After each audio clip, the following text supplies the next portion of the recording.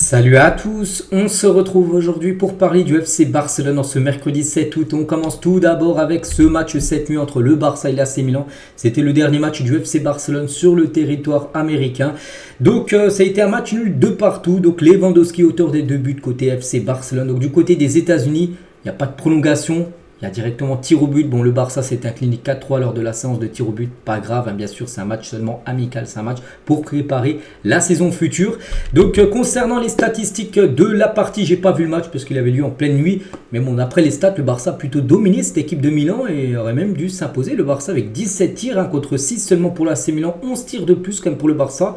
Les tirs cadrés, 7 tirs cadrés pour le FC Barcelone. Il y a eu 5 arrêts du gardien de l'AC Milan. Il n'aurait pas fait un gros match, le gardien de l'AC Milan. Le Barça aurait certainement gagné le match. Donc ça a été un Barça plutôt dominateur, mais le Barça a concédé le nul parce que pour moi il y a eu match nul malgré qu'il y a eu une défaite 3-2. Au tir au but, donc le 11 titulaire, on peut voir, bon, il y a eu des cadres, hein, comme Ter Stegen, comme Lewandowski, comme Rafinha, comme Christensen ou même Gundogan en joueur cadre. Après il y a aussi pas mal de joueurs de l'équipe B, le Barça Athletic, comme Casado, le capitaine de l'équipe réserve saison dernière, Gérard Martin, Sergi Dominguez, il y avait également Alex Vallée ou même Pau Victor encore qui a joué en attaque. Donc voilà, c'était Clément Lenglet aussi qui a joué, hein, peut-être son dernier match, oui certainement son dernier match de la saison, hein, pour Clément Lenglet, parce que là maintenant vont arriver les matchs officiels. Puis on pense qu'il va laisser sa place et retourner sur le banc, bien sûr, Clément Lenglet. Bref, donc voilà, ce sont 11 de départ. Et le joueur du match, c'est Robert Lewandowski qui a inscrit les 2 buts côté Barça. Il a remporté le prix d'homme du match et il est parti avec le ballon là, de la partie. L'attaquant polonais. A noter que Pau Victor a de nouveau joué. Et Pau Victor, pour cette tournée américaine, ça a été une grande réussite. Il a encore joué hier. 3 matchs, 3 buts et une passe D. Bon, il n'a pas marqué hier. C'est le seul match où il n'a pas marqué. Il a marqué un but contre City, un doublé contre le Real Madrid. Mais il a délivré une passe D pour l'un des 2 buts de l'attaquant Robert Lewandowski. Donc voilà, vraiment une précision de haute volée, on peut dire, de Pau Victor. Un nom à surveiller. J'ai déjà parlé de lui bien sûr dans le passé, mais là avec ce qu'il a fait avec l'équipe première lors de la pré-saison, il y a des chances qu'Hansi Flick, hein, parce qu'il regarde ça bien sûr, Hansi Flick, il le voit, hein, sinon on le voit, Hansi Flick l'a vu bien sûr, qu'il a le niveau pour jouer en équipe première. Après, peut-être pas titulaire parce que tu as Lewandowski qui est le numéro 9 de base, mais en tant que super sub, de temps en temps faire souffler Lewandowski, je pense qu'il peut avoir ce rôle-là. Voilà, pour Victor, normalement c'était le rôle de Vitor Roque, mais comme je dis, Vitor Roque, ça sent quand même le départ. Avant la fin du mercato, et Pau Victor est un des joueurs à surveiller bien sûr, hein, pour cette nouvelle saison. Hansi Flick, qu'est-ce qu'il a pensé de tout ça? Donc tout d'abord, Lewandowski méritait les 2 buts, il a travaillé dur pour eux, pour ces 2 buts marqués. Le Barça est un grand club et je profite de chaque seconde ici, l'accueil a été incroyable par les supporters du Barça hier présents pour cette rencontre, hein. Je pense honnêtement que nous sommes sur la bonne voie, je veux qu'on se fasse plaisir ensemble, que ce soit en attaque ou en défense. Bon, on espère, c'est vrai que la pré-saison pour moi était plutôt réussie malgré la défaite hier au pénalty. Bon, c'est rien. Voilà. Même si tu perds les 3 matchs, c'est pas grave. Le plus important reste bien sûr les matchs officiels. Pour moi, d'après ce que j'ai pu voir, j'ai pas vu tous les matchs, j'ai vu des résumés. Il faut voir maintenant parce que c'est bien sûr les pré-saisons. Le plus important reste les matchs officiels, là où il y a de l'enjeu. Et là, vraiment, c'est là qu'il va devoir montrer tout ça. Le Barça est sur la bonne voie. Maintenant, c'est au tard, bien sûr, hein, dans Hansi Flick. Hein. Et toujours avec lui, hein, donc des recrues au milieu de terrain. Là, nous avons plusieurs joueurs de qualité blessés au milieu de terrain. On pense à Pedri, on pense à Gavi. Et je pense que j'ai assez de joueurs là-bas. Au milieu de terrain, il dit qu'il a ce qu'il faut. Il y a peut-être d'autres secteurs, peut-être un ailier, hein, voilà, peut-être un défenseur de plus avec la blessure d'Araujo. Mais voilà, au milieu de terrain, il a dit déjà il y a ce qu'il faut, hein, malgré que Gavi et Pedri sont actuellement blessés. Et le Barça va-t-il signer Dani Olmo, hein, c'est un journaliste qui a posé cette question à la fin du match. Hein. Aujourd'hui, il faut parler de Lewandowski, de ses 2 buts. Il a botté en touche par rapport à Dani Olmo qu'on va parler juste après. Bien sûr, Dani Olmo qui a la grosse info bien sûr du jour. Mais voilà, il n'a pas voulu répondre à ça parce que pour l'instant, il n'y a encore rien de fait concernant Dani Olmo. Et pour revenir sur le match, hein, Vitor Roque et Thiago Alcantara, un adjoint, on va dire dans le staff d'Hansi Flick, hein, ont été vus en train de se disputer avant la séance de tir au but. Roque n'a apparemment pas voulu tirer de penalty. Voilà, il y a une petite embrouille, enfin c'est pas non plus une embrouille, mais une petite dispute qui a été... Voilà, tout va bien maintenant entre Vitor Roque bien sûr et Thiago Alcantara. Et Vitor Roque a immédiatement couru pour soutenir Mika Faye après avoir manqué le dernier penalty parce que il y a eu, je crois, 2 échecs, hein, côté FC Barcelone. Mika Faye a loupé son penalty. Pas grave, hein, c'était pas une séance de tir au but pour gagner une Ligue des Champions. Hein, c'était seulement un match où tu gagnes, tu perds, c'est pareil. Hein, c'est un match amical. Mais voilà, donc Vitor Roque est parti soutenir par rapport au loupé, on peut dire, de Mika Faye lors de cette séance. On va parler d'un journaliste qui s'appelle Nacho. Il a dit Marc Casado et Marc Bernal sont tous deux prêts à être titulaires contre Valence lors du premier match de Liga qui aura lieu dans une semaine et à peu près... je crois que c'est dans 10 jours, tiens, une semaine et 3 jours. Donc ça sera samedi prochain, pas le samedi là, le samedi d'après. Voilà, dans 10 jours, jour pour jour, c'est le 17, ce match contre Valence. Et ces deux-là, d'après le journaliste, ces deux-là qu'on peut voir sur l'image, auraient quasiment leur place pour être titulaires du côté du FC Barcelone. Et lors de ce match hier, il y avait plus de 51 000 supporters qui étaient présents. Bon, après, il n'y avait pas que des supporters, bien sûr, du Barça, avec le Barça joue contre Milan, donc il y a aussi des supporters de Milan, mais il y avait une grosse affluence, mais il y avait beaucoup plus de supporters du Barça que de supporters milanais lors de cette rencontre. Et à noter qu'il y a une petite info de Zlatan qui a joué au Barça, qui a joué aussi à Milan et maintenant qui travaille à l'AC Milan. Il a dit envoyé un petit message aux fans du Barça. Qu'est-ce qui se passe les fans du Barça? C'est Zlatan, j'espère que vous allez bien. Je vous souhaite tout le meilleur, bonne chance pour la saison. Prenez soin de vous. Ciao, voilà ce qu'il a pu dire un petit message aux supporters du FC Barcelone. Zlatan qui aura joué quelques saisons, bien sûr, du côté du club. Et maintenant, concernant l'équipe qui est aux États-Unis, qu'est-ce qui se passe? Maintenant, il y a les 3 matchs qui ont été joués, donc ça ne sert à rien de rester aux États-Unis. Retour, bien sûr, pour l'équipe à Barcelone. Et l'effectif du Barça est même attendu à Barcelone à midi aujourd'hui. Donc là, quand vous regardez la vidéo, si tout s'est bien passé, on espère pendant le trajet, l'équipe est déjà sur place à Barcelone. Je ne sais pas s'ils vont faire directement entraînement. Je ne sais pas ce qu'il a prévu en Pacifique. Je pense logiquement qu'il va leur donner quand même la journée de repos. Parce que s'ils reviennent à midi et ils s'entraînent directement à 15h, pas de répit. Je pense qu'ils auront le jour de repos. Et dès demain sera retour à l'entraînement avec par exemple des joueurs qui ont pris l'entraînement depuis quelques jours comme Lamine Yamal, comme Ferran Torres, les joueurs qui sont revenus eux depuis lundi. Concernant maintenant le programme, donc voilà, les 3 matchs là ont été joués. Bon, il y a toujours le match contre Monaco qui n'est pas marqué, mais ce trophée Gamper, bien sûr, prévu, ça sera dimanche lors de cette rencontre. Puis le 17, oui, c'est bien ça, on est le 7, dans 10 jours, jour pour jour, match contre Valence. Et là, ça sera le premier match officiel. Ce sera samedi soir à 21h30. On a le temps de reparler bien sûr de cette rencontre. Après, il y aura le Bilbao, il y aura Vallecano et le Real Valladolid au programme pour les 4 premières journées.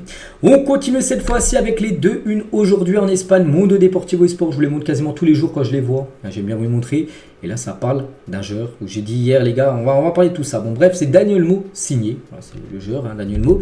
Et signé également pour Daniel Mo, une petite info hier pour ceux qui ont suivi l'épisode. Souvenez-vous, hier, j'avais dit réunion décisive. Ça a été même une partie de mon titre hier. J'avais mis réunion décisive pour Daniel Mo. Donc, en gros, Deco, directeur sportif, est parti en Allemagne pour négocier avec les représentants du RB Leipzig pour Daniel Mo. Et la réunion a été très positive parce que le joueur aurait donné son accord au Barça. Et voilà, Daniel Mo, c'est quasiment fait. Il y a le Here We Go de Fabrizio Romano. Vous le savez, Fabrizio Romano, quelqu'un de très fiable. Il y a beaucoup de personnes qui attendent le Here We Go de Fabrizio Romano pour être vraiment content d'un transfert ou non. Et voilà, donc il a dit ce Here We Go. Donc Daniel Mo devrait être la première signature officielle du Barça, on peut dire enfin, parce qu'on est quand même le 7 août. Le mercato est ouvert depuis le 10 juin. Dans 3 jours, ça aurait fait 2 mois, jour pour jour, que le mercato est ouvert. Un club comme le Barça a enregistré 0 signature pour l'instant. Il n'y a encore rien de signé. Pour l'instant, il n'y a toujours aucune signature. Mais Daniel Mo devrait être la première signature. Prix du transfert, 55 millions d'euros. C'était peut-être l'argent réservé pour Nico Williams. Et du coup, Nico Williams, on sait que hier, je l'ai dit que le feuilleton est fini. Il va rester à Bilbao. Du coup, cet argent, qu'elle soit Nico Williams, va être mis dans le dossier Daniel Mo, plus 7 millions de bonus. Donc voilà, les gars, c'est quasiment fait. Quand ça sera officiel, je ne sais pas, certainement dans la semaine, parce que tout d'abord, il faut passer sa visite médicale. Il y a encore quelques trucs à signer. Puis après, ça sera officialisé. Ça devrait être officialisé avant peut-être après-demain ou vendredi, voilà, ou plus tard. Donc il est déjà en route pour Barcelone. Voilà, donc il rentre à la maison, ce joueur qui avait déjà joué, bien sûr, du côté du Barça à l'époque. Et la dernière fois que le Barça a signé un ancien joueur de la Masia qui a quitté le club prématurément, ça avait été Traoré. Traoré sous Néo. En plus, ça a été une grande réussite, je trouve. Je me demande pourquoi le Barça ne l'avait pas conservé. Il était resté seulement 6 mois. Il est arrivé janvier jusqu'à juin, il y a 2 ans. Puis il n'avait pas été conservé, pourtant il avait été plutôt bon. Voilà, donc lui il avait aussi été formé au club, il avait quitté le Barça tôt, un peu la même chose comme Daniel Mo qui a été formé au club, il a quitté le Barça tôt et revient au club. Donc lui il sera transféré définitivement, pas comme Traoré où ça avait été plutôt un prêt. Et regardez, pour vous dire, regardez cette image qui fait plaisir, Deco en haut à droite avec Daniel Mo juste à côté de lui. Il est parti comme Deco, il est parti de Barcelone en Allemagne et il a ramené dans ses bagages Et ben il a ramené Dani Olmo, hein, c'est fou, regardez, donc là ils étaient tous, la délégation là, du retour, retour à Barcelone pour tout finaliser. Il a réussi à ramener Dani Olmo directement dans l'avion à Barcelone pour tout signer en gros. Et l'idée est que Dani Olmo subisse ses tests médicaux, sa visite médicale, normalement jeudi et soit présenté vendredi en tant que nouvelle recrue. Donc normalement vendredi après-demain, ça sera officiel. Voilà, Dani Olmo, nouveau joueur du FC Barcelone. Voilà, ça c'est quand même une très bonne nouvelle, bien évidemment. Enfin, une recrue du côté du club et surtout Dani Olmo qui a fait quand même un Euro de fou et que le Barça ciblait depuis quelques temps. Et Dani Olmo fera ses débuts au Barça contre l'AS Monaco dimanche. Il y a un match, le trophée Gamper. Normalement, il devrait jouer ses premières minutes lors de cette rencontre. Et voilà, donc Dani Olmo, pour l'instant, une photomontage, mais qui pourrait peut-être être réel dès dimanche pour ce match contre Monaco.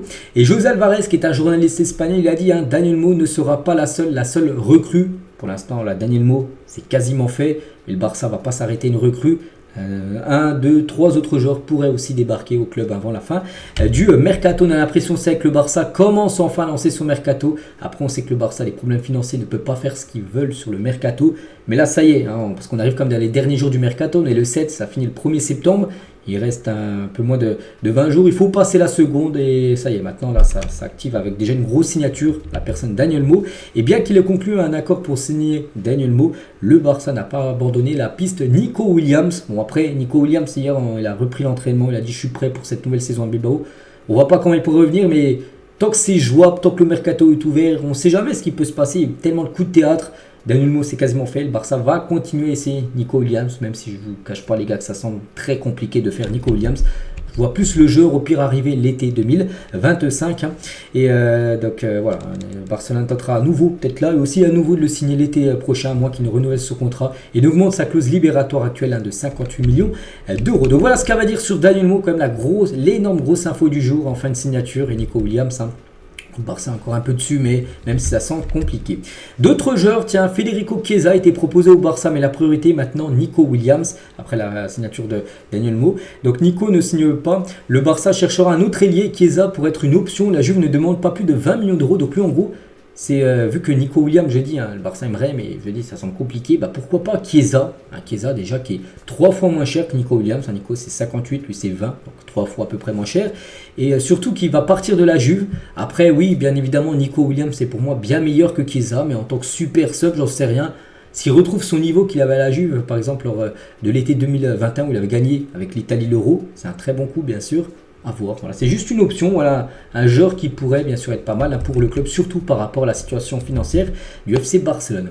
Concernant Kimmich aussi, qui a été souvent annoncé du côté du club, et les premières discussions positives entre le Bayern et Kimmich liées au Barça seraient sur un nouveau contrat au-delà de 2025. Au commencer, en gros, il devrait prolonger, parce que là il est en fin de contrat dans un an, et s'il prolonge, en gros ça va être compliqué de le faire venir bien sûr. Donc voilà, en gros Kimmich, ça va être très compliqué de le voir jouer du côté du club. City et l'Atlético exigent plus qu'un simple prêt pour João Cancelo et João Félix, respectivement. Les clubs souhaitent soit un achat immédiat, soit un prêt avec une option d'achat obligatoire, parce que là les deux avaient été prêtés un prêt. Voilà, ils avaient été prêtés sans option d'achat, ils revenaient. Mais en gros, City et l'Atlético aimeraient récupérer de l'argent. Voilà, soit un achat immédiat ou soit un prêt avec. Tu es obligé de l'acheter dans un an. Et ça, bien sûr, pour le Barça. Pour l'instant, c'est non. Araujo sera enfin enregistré, mais sa blessure libère de l'espace salarial puisque jusqu'à 80% de son salaire peut être utilisé pour d'autres joueurs. Donc voilà, parce que lui va louper toute la première partie de saison. Donc déjà, peut-être il sera enregistré peut-être qu'en Liga à partir de janvier, parce qu'il ne pourra pas jouer avant parce qu'il est blessé. Araujo, il a été opéré en Finlande il y a quelques jours. Donc voilà, ça pourrait peut-être libérer de l'espace pour enregistrer tout simplement un autre joueur auprès de la Liga. Et on finit aujourd'hui avec Victor Roque. Il semble qu'Hansi Flick ne comptera pas sur Victor Roque cette saison. Parce que Victor Roque, on sait que c'est très délicat. Et le Real Madrid, par exemple le club rival du Barça, ne veut pas que la nouvelle recrue Endrick ressente la même pression que Victor Roque a ressenti au Barça. Le conseil d'administration du club est calme avec lui. Donc voilà, le Real, ils ont suivi ce qui se passe avec Victor Roque du côté du Barça, voilà, qui est quasiment déjà sur le départ. Donc le Real, ils ne veulent pas faire la même erreur. Parce que le Barça, c'est un peu une... Oui, il faut le dire, le Barça a fait une erreur avec Victor Roque. Tu fais venir un joueur de 18 ans. Et 6 mois après, il peut déjà quitter le club. Donc le Real qui a fait à peu près la même chose avec un autre numéro 9 brésilien, ils ne veulent pas faire la même chose. C'est que le Barça a quand même floppé sur le dossier Victor Roque. Voilà, pourquoi recruter un si jeune joueur comme ça avec un fort potentiel pour le futur, d'être peut-être titulaire dans le futur du côté du club, et déjà vouloir le vendre, le pousser vers la sortie. C'est quand même incompréhensible. Voilà, concernant la situation du jeune Victor Roque. Donc voilà ce qu'elle va dire aujourd'hui. J'espère que ça vous a plu. On se retrouve nous demain jeudi. Bien sûr, pour le prochain numéro. Je vous souhaite une très bonne journée et à demain.